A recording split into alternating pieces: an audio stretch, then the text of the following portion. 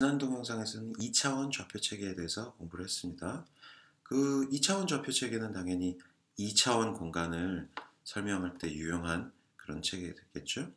근데 이제 3차원 공간에 대해서 우리가 어떤 지점을 설명해야 될 때가 있어요. 그러니까 예를 들어 우리 도시 어떤 도시에서 아니면 우리 우리 국토에서 어떤 지점 어떤 주소를 설명할 때는 사실은 이제 무슨 도로 몇 번지 이런 식으로 얘기를 하잖아요. 그러니까 어떤 가로 방향으로 이만큼 오고 여기서 이제 또 위로 이제 세로 방향으로 얼마만큼 이동하고 그 건물이다 이렇게. 그러니까 2차원 공간에서의 건물의 위치, 땅 위에서의 어떤 위치를 설명할 때 2차원 좌표를 쓰는데 거기서 다시 이제 예를 들어 아파트 101동이다 그렇게 얘기를 해서 건물을 알려주지만 다시 또 9층 5호다 이렇게 얘기를 한다든지 하는 식으로 높이를 또 설명하는 데가 있죠. 직각좌표계는 방금 설명드린 것처럼 그냥 집 주소 설명할 때 아파트 주소처럼 생각하세요. 그래서 가로 길 3번지 5번지 세로 길 4번지 죄송합니다. 요걸 이제 세로 길이라고 봐야겠죠. 요거를 잠깐 다시 설명드릴게요. 그러니까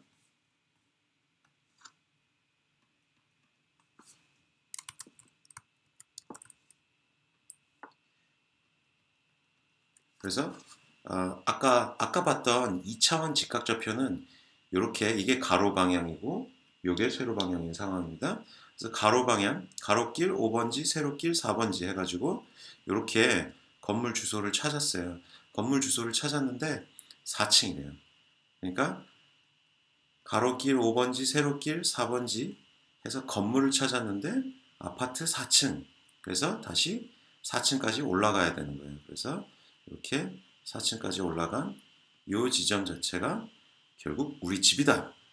얘기를 하려면은 5,4,4 이런 식으로 세 번째 높이에 해당하는 좌표가 더 추가가 돼야 됩니다. 이게 3차원 직각 좌표가 직각 좌표계가 되는 거예요. 말이 잘 안 나네요.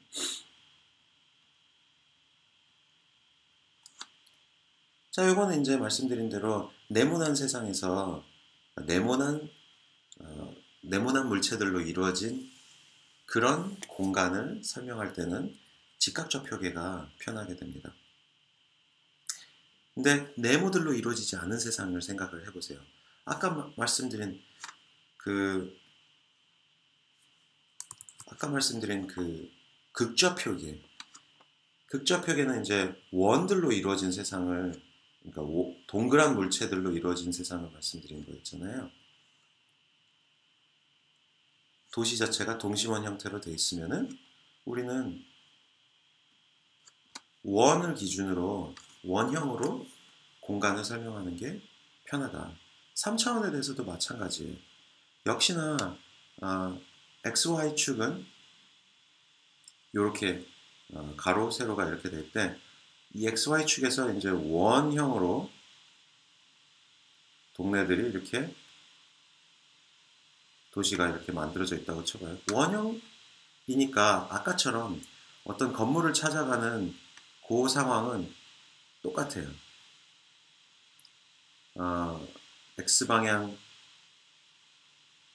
이 반지름을 봤을 때 반지름이 아까 5,4다.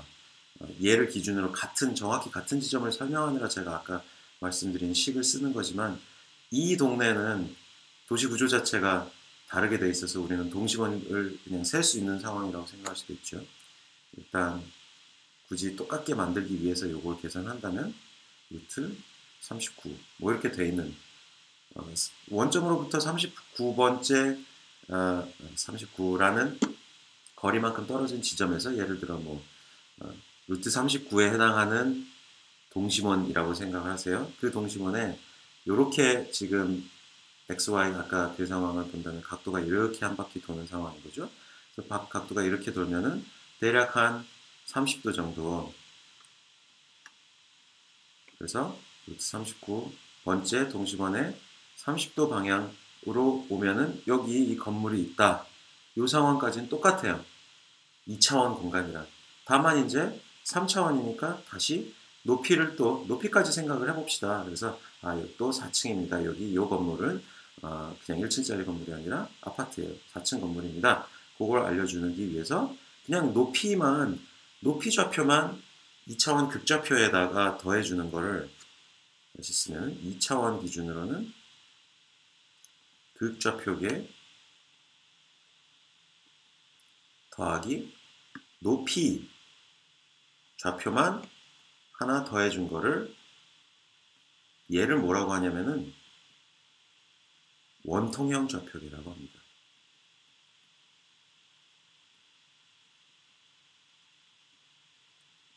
원통이잖아요. 높이만 더해졌잖아요. 원들이 그대로 있는데 이 원들이 이제 높이를 갖는 거예요. 제가 그림을 좀 잘 못 그렸지만 이런 원통들이 만들어지는 거거든요. 그래서 이 좌표계는 간단해요. 2차원 극좌표계만 이해하면 거기다가 높이 좌표 하나만 더해주면 됩니다. 그래서 요 루트 39, 30도 얘가 이제 거기다가 4까지 더해줘야 되는 4라는 높이까지 더해줘야 되니까 루트 39, 30도, 이제 라디안으로 쓰는 게 좋겠죠. 우리 라디안 공부했으니까 30도는 6분의 파이죠. 그래서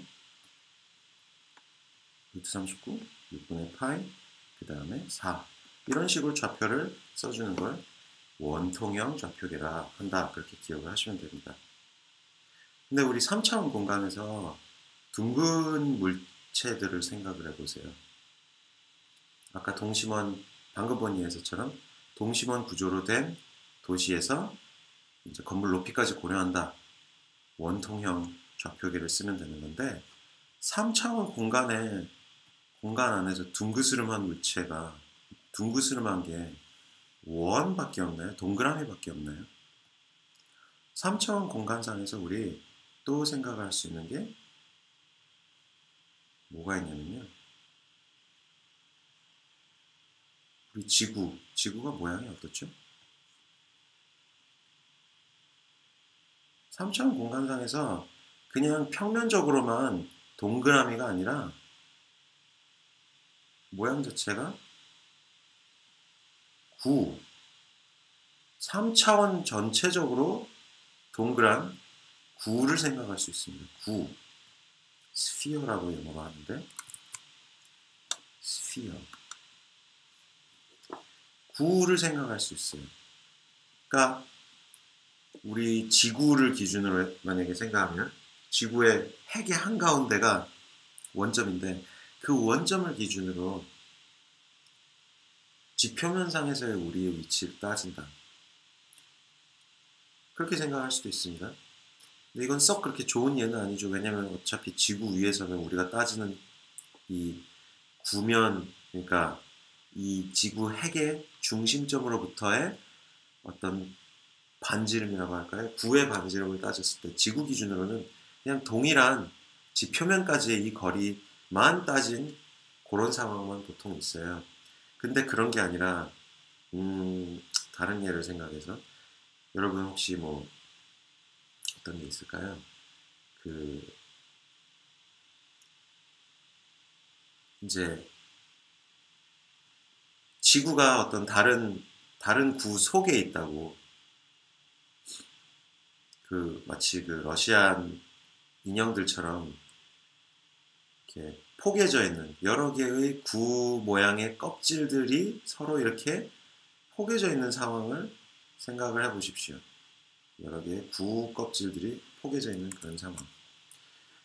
이런 경우에는 그러면 몇 번째 껍질일 것이냐? 아까 원통형 좌표계랑 좀 비슷해요. 일단 첫 번째는 몇 번째 껍질이냐? 중심점으로부터의 거리가 어떻게 되느냐? 그래서 몇 번째 껍질? 첫 번째는 몇 번째 구면형 껍질이냐? 껍질. 얘는 또 역시나 뭐예요? 이거는 9의 반지름이 얼마냐? 이거를 묻는 거랑 똑같습니다. 그래서 얘를 R이라는 기호로 써요. 자, 이제 R이라는 기호, 반지름은 이해가 쉬울 텐데 특정 구 껍질이 있다고 쳐요. 이 특정 구 껍질이 있는데 조금 다시 그려볼까요? 너무 제가 지저분하게 그려놨죠? 다시 그리자면은 특정 구 껍질에서 구 껍질만 다시 그려요. 잠깐만요. 일단은 그래도 축이 좀 있는 게 있을 필요가 있으니까 그려주고 그 다음에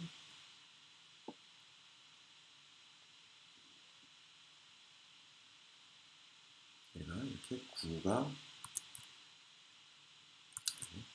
잘 좀 그려볼게요.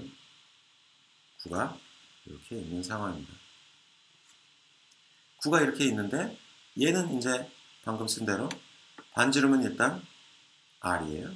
이 상황에서 이 구 껍질 위에 여기쯤 있는 어떤 지점을 잡는다고 할 때 얘는 어떻게 잡히냐?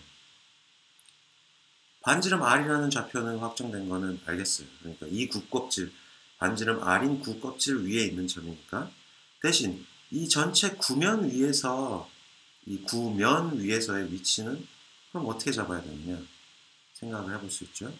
아, 이게 X축, Y축이 있을 때 여러분 우리 지구를 생각하면 지구 위에서의 어떤 특정한 지점을 잡을 때 어떤 식으로 잡아요?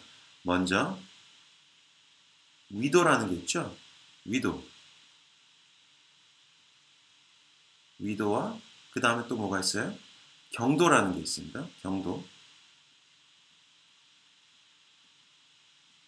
그래서 위도, 경도가 있는 건데 경도를 먼저 생각을 해보죠. 경도는 어떻게 돼요? 경도는 그러니까 방금 원통형 좌표계에서 봤던 예를 들어 경도가 이 점에서의 경도가 여기다. 이렇게 해당하는 요 경도가 있다. 요 경도는 X축을 기준으로 한 각도가 여기까지 이르렀다. X축을 기준으로 한 각도가 여기까지 이르는 상황을 얘기하는 거거든요. 각도가. 그래서 여기까지의 어떤 각도, 얘를 얘기하는 거예요. 요거 원통형 좌표계에서 우리가 봤던 각도랑 똑같습니다. X축을 기준으로 한 원통형 좌표계에서 이 봤던 각도 얘는 그러니까 XY 평면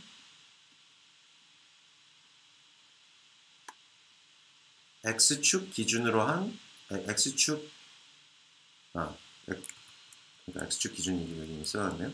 X축을 기준으로 한 XY 평면상 각도 아까랑 똑같은 기호로 쓸 수 있는 거죠. 세타. 얘가 있어요. 얘가 경도가 되는 셈이에요. 자, 경도가 있고 마지막으로 하나만 더 추가를 해주면 되는 거죠. 마지막으로 하나를 더 추가해주면 되는 건데 세 번째 위도에 해당하는 거를 추가를 해야 되는 거죠. 그래서 이렇게 왔는데 여기서 이만큼 경도만큼 내려가야 된다.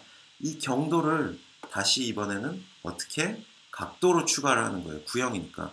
이렇게 이 같은 동일 경도상에서 얼마만큼 요 각도를 갖느냐 이거를 따질 수 있을 텐데 경도는 죄송합니다. 위도는 기준이 결국은 뭐가 되느냐? Z축이 되는 거예요. Z축이. 그래서 Z축을 기준으로 한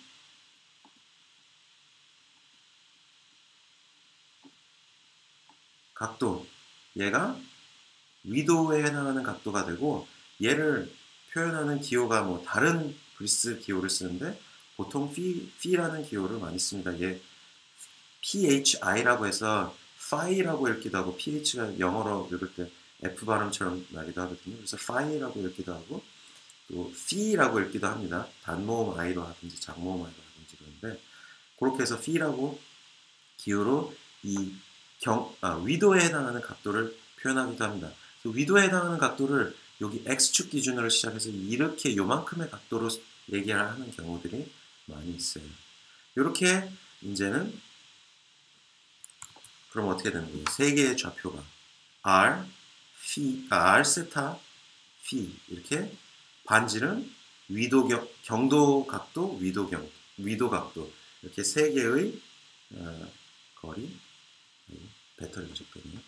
거리, 경도, 위도 이렇게 세 개의 좌표로 나타내는 좌표 체계를 구좌표계라고 합니다.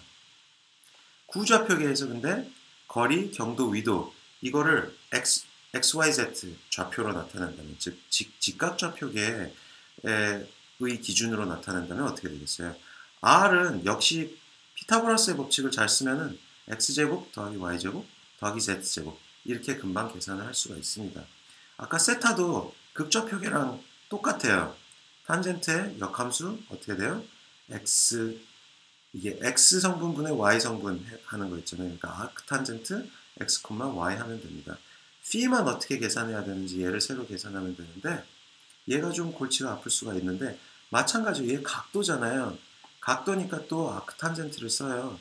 아크탄젠트를 쓰는데 무엇분의 뭐가 이 탄젠트가 되는 거예요? 요 각도 여기분의 여기죠? 그러니까 지금 요 길이는 지금 요 길이가 지금 먼저 뭐예요? 요게 Z좌표잖아요. 그러니까 여기 들어오는 게 Z가 분모로 들어오고 탄젠트를 할 때 이렇게 만들어질 거 아니에요. 탄젠트가 잠깐만요. 요렇게 색깔을 탄젠트가 요렇게 될 거잖아요. 이거분의 이거잖아요. 요거는 Z좌표고 얘는 뭐예요? 얘는 조금 여러분 어려울 수 있는데 사실은 요겁니다. 요게 뭐냐면은